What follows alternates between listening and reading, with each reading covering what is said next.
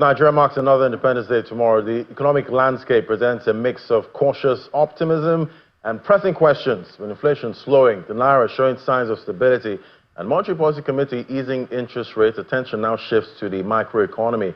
The big question is, how will these policy shifts translate to the daily realities of households, small businesses, and consumers across the country? Join me now.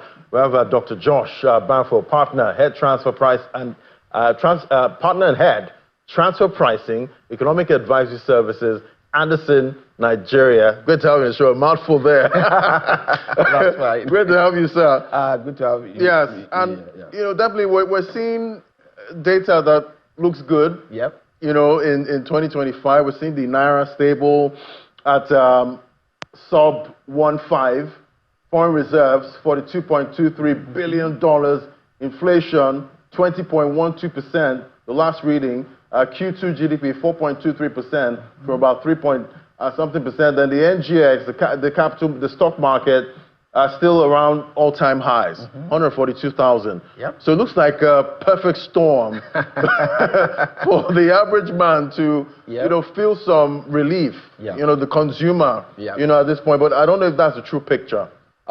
Definitely, I don't think that would be a realistic expectation to have, because there's always a lag effect when an economy starts stabilizing and when it translates to actual impact in the pockets of the masses and actually alleviating people from poverty, right? But it's a good sign. You know, it's just like the economy was extremely ill. They took the economy to an emergency ward. Now the patient has been stabilized, but that patient has to start walking and before it starts running, all right? So it's a whole process. The good news is, if you see what we went through the past 2 years, when the current government took office sometime in June 2023, with those two bold policies, right?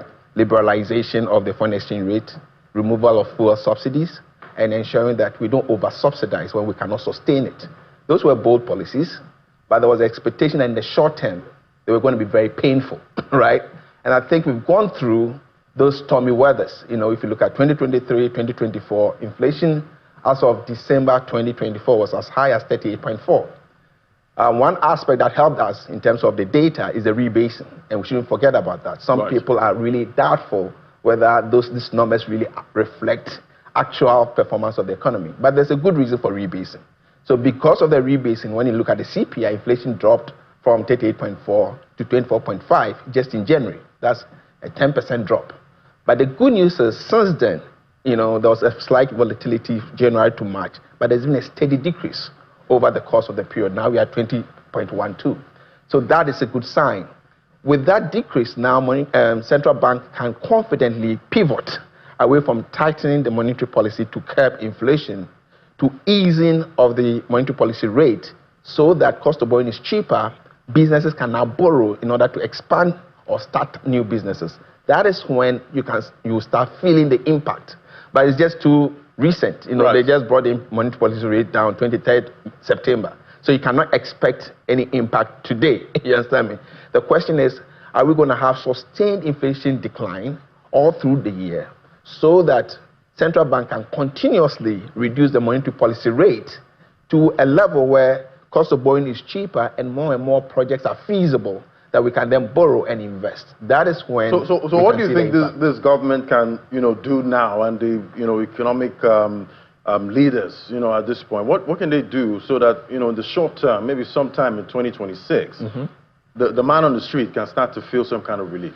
So clearly, even there has been some proposal from either the World Bank or IMF that, look, because of the unintended adverse impact of those two major policies, there was a need for some targeted support for those at the very low income, right?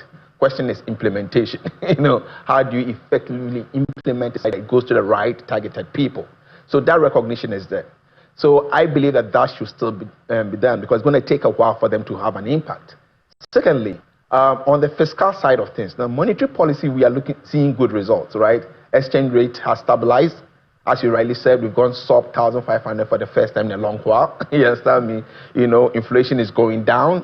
They are now reducing the monetary policy rate, so the interest rates will go down. So on the Central Bank of Nigeria side of things, the monetary side of things are looking good. Now let's come to a real sector. fiscal policy also has to have targeted interventions to ensure that some sectors are actually having a good feel of these good macroeconomic indicators. So, for example, agriculture sector. We need to have clear policies geared towards that, because that is where you're going to have diverse people, those in the rural areas as well as those in the urban areas, having a positive effect. On the industrial sector, that's the sector where they employ most people. What we see is that even though GDP growth rate for Q2 is 4.23 or whatever it is, and looks pretty high compared to what we've seen since 2015, 2016, clearly service sector has been the main driver. But service sector is for people like you and I. You understand me? It's not diverse enough. So we need to look at sectors that can actually employ those that are really impoverished, so that we can alleviate more people out of poverty. Right, and definitely we're optimistic, at this point, even though we have some, caution, going forward. But we do hope for the very best, and we pray that we'll continue in this, trajectory, and even better. Definitely. More growth.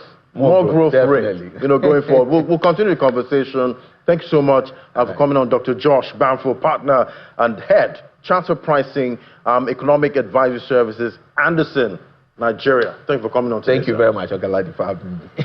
All right, we'll take a break now. When we come back, we'll head straight to the global space. That's in a moment. Just stay with us.